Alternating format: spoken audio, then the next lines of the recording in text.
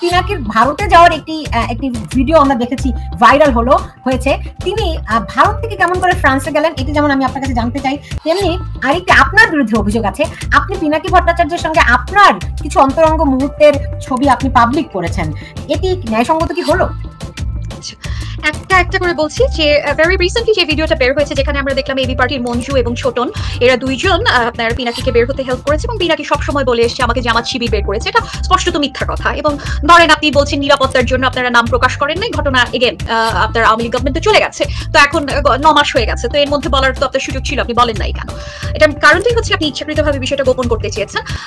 আমি পিনাকির সঙ্গে যতদূর আমার সম্পর্ক আছে, ভিডিওটা আমি অনেক আগেই দেখেছি, আমি জানি উনি, এটা ওনার বক্তব্য, আমার কাছে তো এই নাই যে আসলে এটা কতখানি সত্য কতখানি মিথ্যা। উনি যতদূর বলেছেন, বাংলাদেশ থেকে উনি ভারতে গিয়েছেন, এদের মাধ্যমে এরা সাহায্য করছিল তাকে, এবং ধরেন ল্যান্ডপোর্টের ইলেকট্রিসিটি বন্ধ করে। তো তখন আমার প্রথম প্রশ্ন হচ্ছে, ল্যান্ডপোর্টের ইলেকট্রিসিটি যদি বন্ধ করতে হয়, তাহলে এপাশ থেকে বাংলাদেশের গোয়েন্দা সংস্থা জানে, ওপাশ থেকে ইন্ডিয়ার গোয়েন্দা সংস্থা জানে। যে মানুষটার পাসপোর্টে রেড ফ্ল্যাগ আছে বলে দাবি করা হচ্ছে, তো তাকে এরকম সেফ এক্সিট কারা দেয়? কেন ইন্ডিয়া সেই সেফ এক্সিট পিনাকি ভট্টাচার্যকে দিবে? এবং ধরেন আপনি ইন্ডিয়ার বিরুদ্ধে লেখালেখি করার জন্য আপনি দেখবেন, এবং প্রচুর সাংবাদিক আছে আমাদের সাংবাদিক বন্ধু বান্ধবদের মধ্যে, দেখবেন যে একদিন ভারতের বিরুদ্ধে লেখালেখি করেছে, পরদিন তাকে ভিসা দেয় না, একদিনের জন্য ভিসা দেয় ভারতে ঢোকার জন্য। হ্যাঁ, সেখানে ভারতে উনি ঢুকছেন। এবং আরেকটা যেটা তথ্য আমি আপনাকে জানাই, সেটা হচ্ছে পিনাকি ভট্টাচার্যর একজন কাজিনের হাজবেন্ড, যিনি 4 স্টার জেনারেল ইন্ডিয়ান আর্মিতে আছেন এবং কর্তব্যরত যেই সময়কার ঘটনা, সেই সময় ইন্ডিয়ান আর্মির একজন জেনারেল, ওনার একজন খুব কাছের মানুষ। এবং যে উনি এই ঘটনার আগে আপনার 2018-তে তো উনি বের হলেন, তার আগে উনি নিয়মিত যখন কলকাতা যেতেন, এবং কলকাতায় ওর একটা বিশাল বন্ধুদের গ্রুপ আছে, সেখানে তাদের বিভিন্ন রকম ছিল, নিয়মিত মিটিং হতো। এবং এই 4 স্টার জেনারেলের সঙ্গেও তার ফোর্ট উইলিয়ামে বেশ কিছু ছবি ছিল, যেই ছবিগুলো উনি হাইড করে ফেলেন পরবর্তীতে। ইন্ডিয়ান একজন জেনারেলের সাথে সরাসরি যোগাযোগ। তো তারপর উনি ইন্ডিয়া পার হলেন, সেখান থেকে ব্যাংকক গেলেন, তারপরে তো প্যারিস আসলেন। সেটা তো ধরেন খুব স্বাভাবিক প্রক্রিয়া। আপনার বিভিন্ন হিউম্যান রাইটস অর্গানাইজেশন তখন তার পক্ষে, এই জায়গাটা টোটালি নর্মাল। কিন্তু আমার প্রথম প্রশ্ন ছিল যে যেই মানুষটা ইন্ডিয়ার বিরুদ্ধে এত লেখালেখি করছে, সে এবং যেই মানুষটা আওয়ামী লীগের শত্রু, যেই মানুষের পাসপোর্ট রেড ফ্ল্যাগ, সেই মানুষ বর্ডার ক্রস করে কিভাবে? সুতরাং এখানে প্রথমেই বড় কোনো কানেকশন আছে। 2 নম্বর জিনিস হচ্ছে যে পিনাকি ভট্টাচার্যের সাথে আমি নিজের কোনো অন্তরঙ্গ ছবি আপলোড করিনি। পিনাকি ভট্টাচার্য আমাকে নিজ থেকে এই ছবিগুলো দিয়েছেন। উনি নিজে একজন মেগালোম্যানিয়াক মানুষ। আমি বললাম যে আপনাদের পিনাকিকে রিড করার ক্ষেত্রে এই জায়গাগুলি মাথায় রাখতে হবে, যে ওনার প্রধান সমস্যার জায়গা, ওনাকে লাল গালিচা সংবর্ধনা দেওয়া হয়নি, উপদেষ্টা বানানো হয়নি, এটা হচ্ছে ওনার প্রধান সমস্যা। ফলত উনি যেই ওনার অন্যতম প্রধান রাগের জায়গা হচ্ছে, ওনার অন্যতম প্রধান চারিত্রিক জায়গা হচ্ছে উনি অত্যন্ত ইগোটিস্টিক্যাল একজন মানুষ।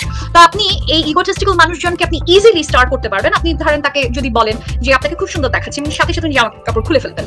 তো এখানে আমার আসলে বেশি কাজ করতে হয় না। অনেকে আমাকে জিজ্ঞেস করেন যে আপনি কি করেছেন, হ্যাঁ আপনি নিজে কতখানি কাপড় খুলেছেন ওনার কাপড় এই ধরনের ভিডিওর জন্য। তো আমার আসলে সত্যি কথা বলতে আমার বেশি কিছু করতে হয়নি। উনি আমাকে যে পরিমাণ ইনফরমেশন দিয়েছেন, শুধুমাত্র আমি বলেছি যে আপনাকে খুব সুন্দর দেখাচ্ছে, তার কাফ মাসল ইজ বিউটিফুল, এই বলার সাথে সাথে উনি আমাকে বিভিন্ন রকম ছবি পাঠিয়েছেন। এবং সেই সময় আমি অলরেডি তো ওনাকে সন্দেহের তালিকায় রাখছি যে কেন উনি এই কাজগুলো করছেন। তো ফলত আমার সাথে ওনার যে সম্পর্কের জায়গাটা ছিল, সেই জায়গাটা হচ্ছে আমি এই প্রত্যেকটা জিনিস আমি তখন থেকেই কালেক্ট করছিলাম। আর আপনাকে আমি আরেকটা বললাম, এটা ব্যক্তিগত জায়গা, অফকোর্স যেহেতু ব্যক্তিগত প্রসঙ্গে এসেছে, আমি বিবাহিত মানুষজনের সঙ্গে সম্পর্ক করি না, করবো না, এটা নাদিয়া আপনি শেষ হয়ে যাবে সময়। আমি একটু আমার সাবেক সহযোদ্ধাকে উদ্ধার করবো এখন, মানে তাকে যে খাতে পড়েছে। তার মানে আপনি বলতে চাচ্ছেন যে এই ছবিগুলো যেহেতু সে পাঠিয়েছে, আমার এই বিতর্কে ঢোকা উচিত না, তারপরেও আমি লোক সংগ্রহ করতে পারছি না, যেহেতু আমার তার উদ্দেশ্য হলো তাকে একটু রেস্কিউ করা। সেটা হলো আসলে তাহলে 3 ইঞ্চির যে হিসাবটা, এটা মানে আপনি এটা একটা কথার কথা, মানে যেহেতু আপনারা সরাসরি না উনি মাস্টারবেট করতে করতে আমাকে ছবি তুলে পাঠাচ্ছেন।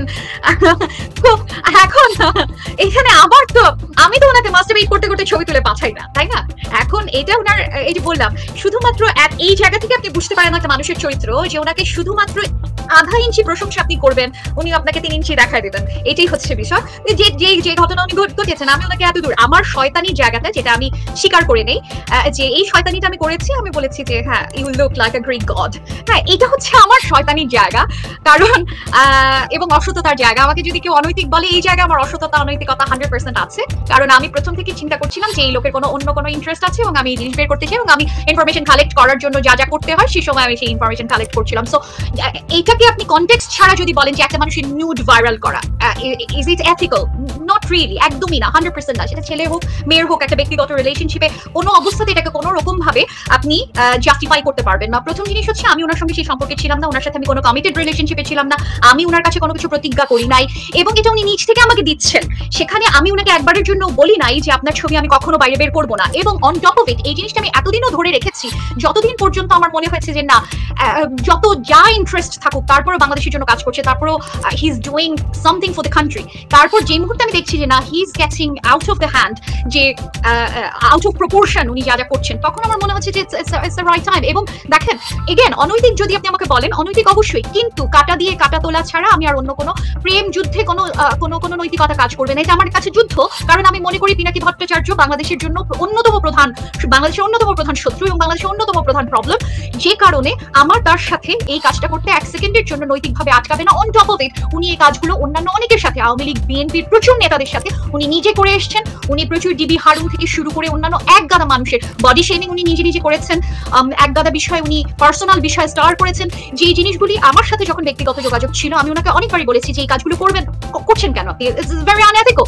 উনি আমাকে তখন একটু বলেছেন যে দেখেন, রাজনৈতিক জায়গায় কোনো ন্যায় অন্যায় নাই, তো সেই একই ওষুধ যদি আমি পিনাকিকে খাওয়াই, তাহলে এখন ন্যায় অন্যায় প্রসঙ্গ আসে না। কারণ আমি মনে করি যে যার প্রধান সমস্যা ইগো, তাকে আমি ইগো দিয়ে ঘায়েল করতে পারি। কারণ আমি অ্যানালিটিক্যালি প্রচুর পোস্ট লিখেছি যে আসলে কিভাবে রয়্যাল এজেন্ট হিসেবে উনি কাজ করছেন, তার ডকুমেন্ট আমি সাবমিট করেছি, আমি তার বয়কট নিয়ে আমি লম্বা লম্বা লেখা লিখেছি। এই জিনিস তো পিনাকির ফলোয়াররা দেখবেন না, পড়বেনও না।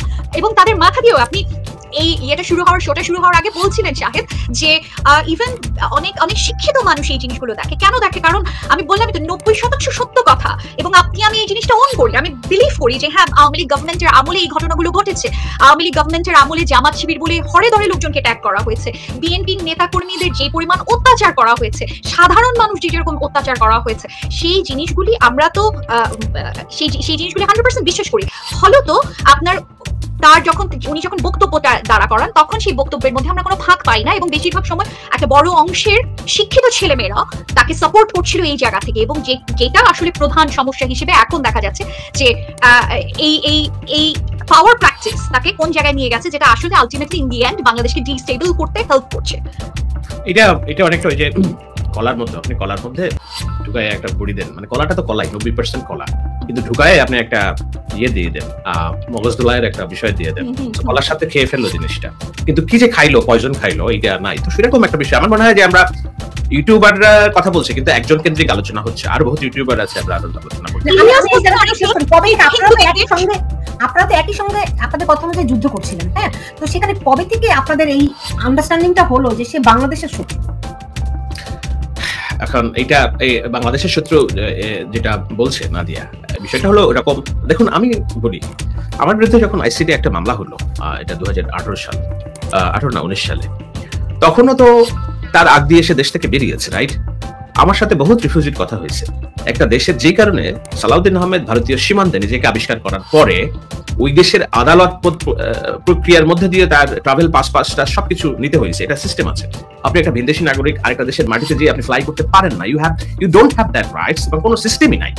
তো ভারতের মাটিতে যে বাংলাদেশের পাসপোর্ট নিয়ে উনি কিভাবে ফ্লাই করলেন, আমার সাথে জোবেন সন্ধির কথা হচ্ছিল প্যারিসে। উনি বলছেন যে ওনাকে শুধুমাত্র একটা ট্রাভেল পাস ম্যানেজ করার জন্য এটাকে কি বলে 2.5 মাস তাকে অপেক্ষা করতে হয়েছে, এবং বিমানে ওঠার পরেও তাকে নেমে যেতে এসকর্ট করে নামানো হয়েছে। পরে ইন্টারন্যাশনাল নানান বডি তাকে এসে রেস্কিউ করেছে। তো যেই মানুষটার মানে এরকম, আমরা জানি না এই কাহিনী কি, উনি কতদিন এই ট্রাভেল যাযাবার ভূমিকায় ছিলেন আমরা জানি না, কিন্তু যেটা জানি উনি ইন্ডিয়া থেকে গেছেন। তো কোন রকম ভারতের এজেন্সির সংশ্লিষ্টতা ছাড়া, ভারত সরকারের সংশ্লিষ্টতা ছাড়া এটা করা সম্ভব না, এবং সেই জায়গাটা হয়েছে। এবং আমার বিরুদ্ধে যখন মামলা হলো আইসিটি অ্যাক্টে, মুশতাক সহ যখন 11 জনের বিরুদ্ধে মামলা হলো, মুশতাক মারা গেল, তাই না? তো সেই জায়গায় হ্যাঁ খুন করা হয়েছে, খুন করা হয়েছে তাকে। আমিও যদি দেশে থাকতাম, আমাকে কারাগারে নিয়ে খুন করা হতো, হয়তো এইভাবে মেরে ফেলা হতো। তখনও পর্যন্ত তো তারা ধরাছোঁয়ার বাইরে, তাদের নামে কোনো মামলা টামলা কিচ্ছু নাই, তাই না? তারা এই গভর্নমেন্টের, আওয়ামী লীগ গভর্নমেন্টের সাথে ছিল। পরে যখন এই মামলার চূড়ান্ত চার্জশিটে যখন লেখালেখি হলো অনেক জায়গা থেকে যে এরা অনেকে করছে, প্রথম আলো এই কালের কণ্ঠ লেগে গেল, তার পরে হয়তো তার নাম ঢুকানো হয়েছে। তো এখন কথা হচ্ছে যে তুমি যদি এত বড়ই ভারত বিরোধী হয়ে থাকো, এত বড়ই যদি আওয়ামী লীগের শত্রু হয়ে থাকো, সে যেটা হয়েছে এই রিসেন্ট ইউটিউবের তার ডমিনেন্সটা ক্রিয়েট হওয়ার পরে এখন আলোচিত, কিন্তু এর আগে তার যে সকল কর্মকাণ্ড এটা সেটা এখানে নাদিয়া যে সন্দেহ করছে সেটা সন্দেহটা সমীচীন, যে তার যে ভারত সংশ্লিষ্টতা এটা এড়িয়ে যাওয়ার কোনো কারণ নাই। আরেকটা জিনিস আমি সহজ ভাষায় দেখি, আমি নাদিয়ার মতো অত ব্যাখ্যা করবো না। দেখুন, বাংলাদেশে যদি একটি রাইটিস্ট গভর্নমেন্ট কিংবা রাইটিস্টদের খপ্পরে এই রাষ্ট্র চলে যায়, এটা পলিটিক্যাল উইপন কার জন্য সবচেয়ে স্ট্রং? এটা কি ইন্ডিয়ার জন্য উইক উইপন না স্ট্রং উইপন, যে বাংলাদেশে একটা রাইটিস্ট গোষ্ঠীর খপ্পরে বাংলাদেশের ক্ষমতা? আপনি যদি বলেন এটা ইন্ডিয়ার জন্য দুর্বল অস্ত্র, তাহলে আমার কিছু বলার নাই, কিন্তু আমি মনে করি এটা ভারতের জন্য সবচেয়ে বড় অস্ত্র। যে ওকে, ইন্টারন্যাশনাল কমিউনিটি, তোমরা তো আমাকে পাত্তা দিচ্ছ না, বাংলাদেশে দেখো এখানে কি হচ্ছে, উগ্রপন্থা এখানে দেখো কি হচ্ছে। সো যুক্তরাষ্ট্র ইসরায়েল আক্রমণ করেছে কোন অজুহাতে? যে আমার রাষ্ট্রীয় নিরাপত্তার জন্য হুমকি। দুঃখিত, মানে ইসরায়েল কেন আক্রমণ করেছে এবং যুক্তরাষ্ট্র কেন বৈধতা উৎপাদন করছে? আমার রাষ্ট্রের নিরাপত্তার জন্য হুমকি। যখন একটা পাওয়ারফুল স্টেট কোনো একটা থার্ড স্টেটকে বলে যে এই আমার রাষ্ট্রের নিরাপত্তার জন্য হুমকি, সেখানে ইন্টারন্যাশনাল কনভেনশন ফেল করে। যখন সেই কজ দেখায় যে আমার রাষ্ট্রের জন্য হুমকি, এই হুমকি মোকাবেলায় আমার যা ইচ্ছা করার অধিকার আমার রাষ্ট্র হিসেবে আছে। তো বাংলাদেশ যখন একটা রাষ্ট্র, এখানে রাইটিস্টদের উত্থান হবে, রাষ্ট্র বেদখল চলে যাবে উগ্রপন্থীদের, এটা তো ইন্ডিয়ার জন্য জায়েজ হয়ে গেল, বাংলাদেশকে দখলে নেওয়া, বাংলাদেশকে শূন্য পাঠানো, যে আমার রাষ্ট্রীয় নিরাপত্তার জন্য হুমকি। সেই কাজটা করতে যে সহযোগিতা করছে তাকে আপনি বাংলাদেশের বন্ধু কেমনে বলবেন, সেটা আমার হিসাবের মধ্যে আসে না। এবং এখানে যদি ভারতের রিস্টাবলিশমেন্ট এস্টাবলিশড হয়, তার পরোক্ষ সুবিধাভোগী কি বিএনপি হবে, জামাত ইসলামী হবে না আওয়ামী লীগ হবে? এটা তো সহজ।